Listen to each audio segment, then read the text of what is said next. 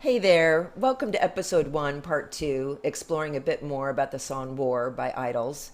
If you haven't already, please check out my part 1 of this episode where I dance wildly to this emotionally cathartic song with the lyrics. So I meant to get this part 2 video posted earlier, but then the most recent killing by ICE of Alex Preddy, another U.S. citizen who was protesting, happened yesterday, January 24th, 2026 in Minneapolis. And this is following the murder of protester Renee Nicole Good on January 7th. And just an FYI, I am going to be focusing on ICE for this week's protest song selection. So if you do have any suggestions of songs, please put them in the comments. They do have to be up tempo, and you can see the explanation that I do for the about video for this channel, that I want to feature high energy protest music that moves our bodies, hearts, and minds towards individual and collective evolution. Because let's face it, right now, we have so much anger and frustration. We are ready to pop. We're exhausted. And yes, Trump wants us to snap. He's baiting us to get violent so that he can then declare the Insurrection Act. But let's not give in to these baser fears and more primal instincts. Let's not give in to violence. And so I'm inviting you, for your emotional and spiritual health, to get your freaking yayas out with me in the part 1 videos and dance with me. We need to release this pent-up individual and collective trauma. We want a world that works for everyone. And so, yes, outside of dancing like banshees here on this channel, we will continue to do the actual work of progressive social change.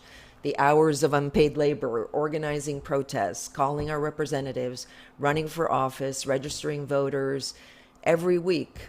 But we will also dance because it allows us to get in touch with our bodies, our emotions, to let this energy out so that we are not blocked, to bring forth some sense of joy too in these challenging times for our movement.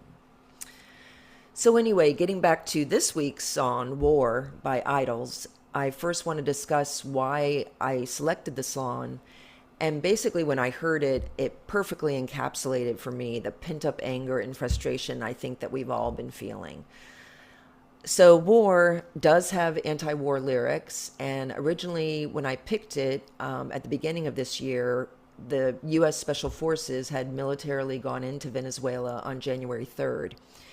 And I remember listening to NPR in my car when I heard that the Special Forces had abducted President Nicolas Maduro and his wife Celia Flores to bring them back to the United States and charge them with narco-terrorism, drug trafficking. And I was like, how do we go into a sovereign nation and kidnap their leader and his wife? I was like, how is it that Congress doesn't know?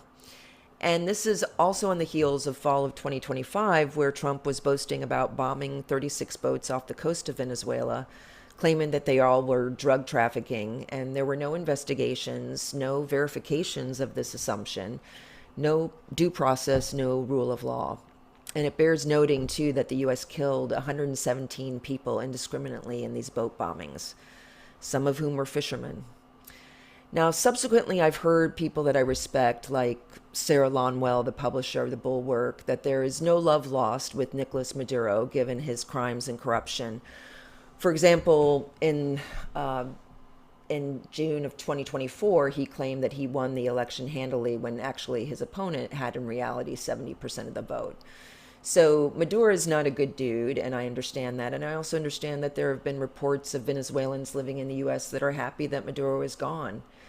But this decision to go in and forcibly remove Maduro after Trump pardoned former Honduran President Juan Orlando Hernandez just a month earlier on December 1st, Hernandez was serving a 45-year sentence and was convicted of sending 400 tons of cocaine into the U.S. So this pretext that it just didn't make sense. It's really good old-fashioned imperialism, and it's the oil, stupid. So there was a part of an article that Medhi Hasan featured on Democracy Now! He's a journalist and author, and it was a Wall Street Journal article. And Amy Goodman interviewed Medhi, and they were noting that Venezuela has the largest oil reserves in the world. And Trump even admitted to reporters on Air Force One that actually oil executives were briefed on the operation before it took place. not members of Congress per the US Constitution, but oil executives. And I link to the Democracy Now! Excerpt below. It's just outrageous, and apparently the stocks for the oil companies surged after this action, and the oil executives stand to make billions off of this whole deal.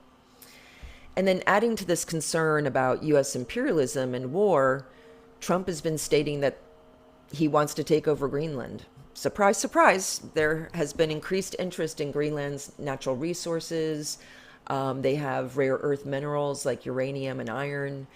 And the BBC has kind of pointed this out, in that the country could also have significant reserves of oil and gas under all that ice.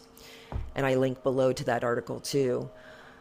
So apparently for the moment, Trump has backed away from saying that we would invade Greenland, but he's so mercurial and changes his course on a dime. And I have to say that having Donald Trump as president for the majority of Americans like me, who are proudly not a part of the MAGA cult, it's just been constant whiplash and crazy making, dealing with his severe mental illness, his sociopathic narcissism. He's splitting our country apart with his hyper-partisanship, his authoritarianism, his cruelty, and then he's terrorizing a lot of the world. And of course, the spineless, feckless Republicans who have not stood up to him en masse. So going back to Venezuela, it hardly gets mentioned in the media that approximately 200 people died in that operation, including some Cuban nationals as well as some Venezuelan civilians. Just 200 divine human beings had their lives snuffed out like that. But who cares, I guess? Collateral damage in the name of empire. And isn't it strange and sad state of affairs how the stock market surges when the U.S. invades another country and they kill some people and we claim another sovereign nation's oil? How did our oil get under Venezuela's ground? Yet so many people are just happy to watch their stocks go up, including people that call themselves Christian. I myself am a progressive Christian. I don't care what belief system you have or do not have. But I just want to say, for Christians, I don't think that if Jesus were alive today, he would be watching his stocks go up and down and be happy about it, especially given the global geopolitical context of how that boom was generated. Just saying. But anyway, diving into the song War by Idols, it has been such a huge emotional release for me, and I hope it is for you. Idols is a UK band. They formed in 2009. They put out a few 4-song LPs. They honed their live performance, which can best be described as incredibly dynamic and energetic. The band members are Joe Talbot, vocals, Mark Bowen, lead guitar, Lee Kiernan, rhythm guitar, Adam Devonshire, bass, and John Beavis, drums. And since 2017, they've had 9 releases when they really started to become more well-known. And the song War is the first cut of their album Ultramano, released in 2020 during the pandemic. So I link below to Idol's website so that you can see the upcoming tours and the rest of their music. And I just wanted to say that Idols as a band doesn't like genre labels. They don't want to be boxed in. But doing some research about their music I've found many different categories that they're listed under, and I'll just list some of them. Rock, new wave, post-hardcore, post-punk revival, noise rock, modern alternative rock, and Bristol indie. And I found this very cool website, Equipboard, where they discuss the specific gear that musicians use to get their sound, the amps, the pedals, the types and the brands of the guitars. And they break down each musician's setup, which is really cool.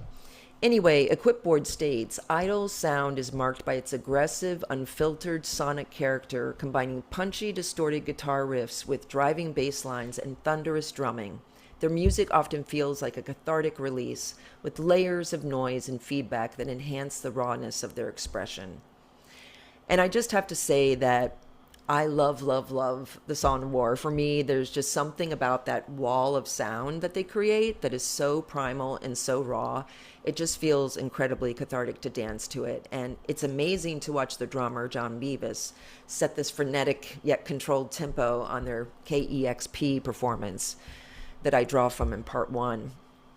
By the way, I want to do a shout out to KEXP, as they are a nonprofit radio station and they are so cool. They feature really innovative, forward thinking musicians. So the link below is in the website.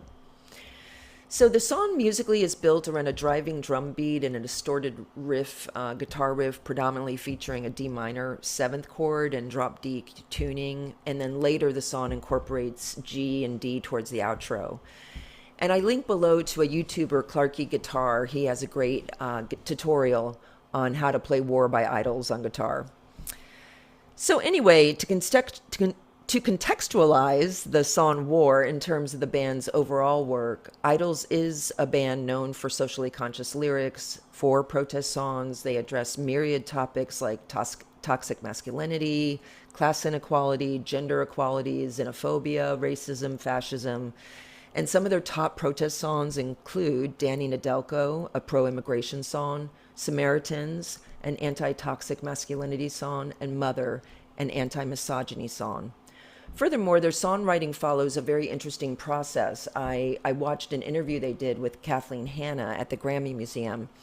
And by the way, if you're not familiar with Kathleen Hanna, she's a legend in her own right. She was the lead singer for the feminist punk band Bikini Kill and the electro-punk band La Tigra.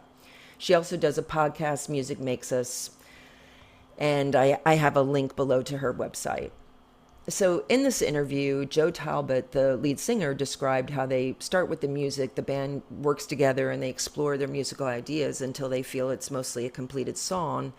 And then Joe Talbot takes that music track and he listens to it over and over again, like 100 to 200 times, and he actually starts an automatic writing process where he puts lyrics down given how he feels the music is emotionally resonating with him.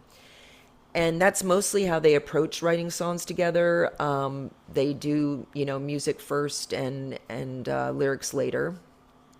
And now I'm going to share the lyrics of War here on the Zoom just to show you what stuck out. So bear with me for a second. Okay, so here are the lyrics, and what stuck out for me was first off in verse 1, where it says the sound of the drone button pusher. I just think about, drones being used, and especially the younger generation, how the similarity with drone consoles to gaming, and how they even try and recruit sometimes for military, kind of playing up on, trying to get gamers because they do have a lot of hand-eye coordination and all the things that might be good in drone warfare.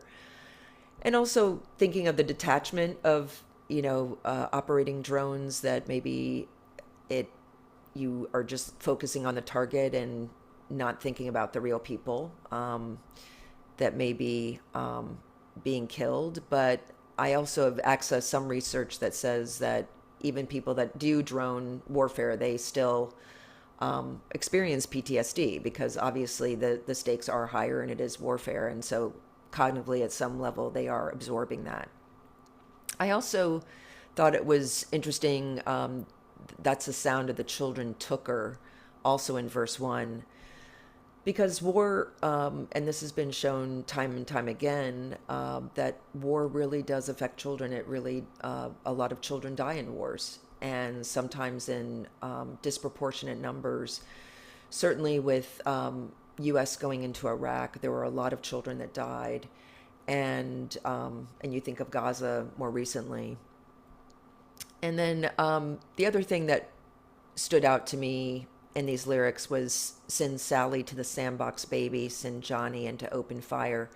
That made me think about how younger people, especially coming from maybe a little bit lower income families, that these young people are recruited and they're so young and they go into war.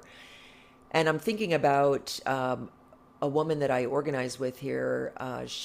We do the No Kings and the No Ice protests, and she's a military widow. She's a young woman, Carrie Fugit, and she, her former husband who died, he went over to Iraq in 2003 and an injury that was very painful, and he came home and he was dealing with PTSD, but he was also dealing with all the pain from that injury.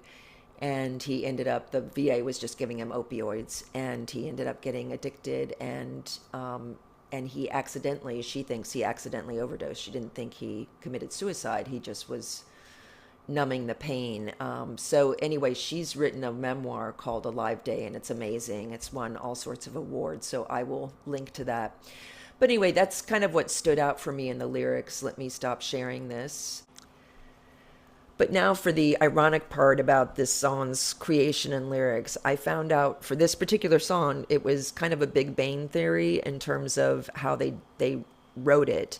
They were all in a room together, they were playing, and Joe Talbot described it not even as a writing thing, but rather an immediate, instinctive, and violent explosion of sound and feeling.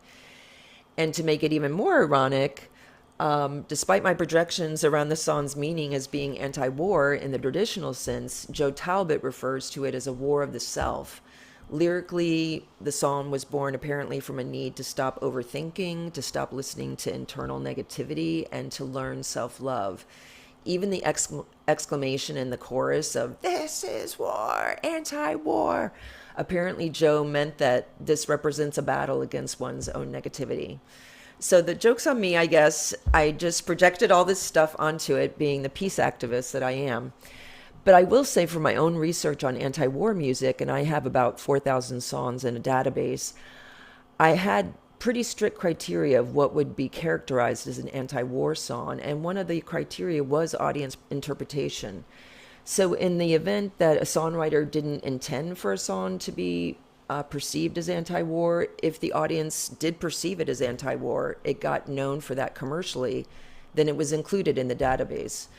For example, I'm a huge Joni Mitchell fan, and she wrote and recorded the song Woodstock, which Crosby, Stills, and Nash later recorded, and it's considered the defining counterculture anthem for that generation with a lot of anti-war sentiments. Now, she really didn't see herself as a protest singer, and she wasn't really thinking of Woodstock as, being an anti-war song because of that sentiment, but it got basically characterized that, and it is in my database. So anyway, thank you guys so much for watching to the end. I know it was kind of a long one, my first long form video, and I hope not to do quite as long next time. But I thank you for being here, and please put in the comments, song ideas for no ICE protests. I definitely want to focus on that for next week. And now the closeout. May we release emotion together. May we raise our vibration of love, joy, and unity on this beautiful planet. May we spread the important social change messages that we hear in these songs. Please share these videos, hit subscribe, and here's to the highest individual and collective good for all. The revolution will be danced to. I'll see you soon. Thank you.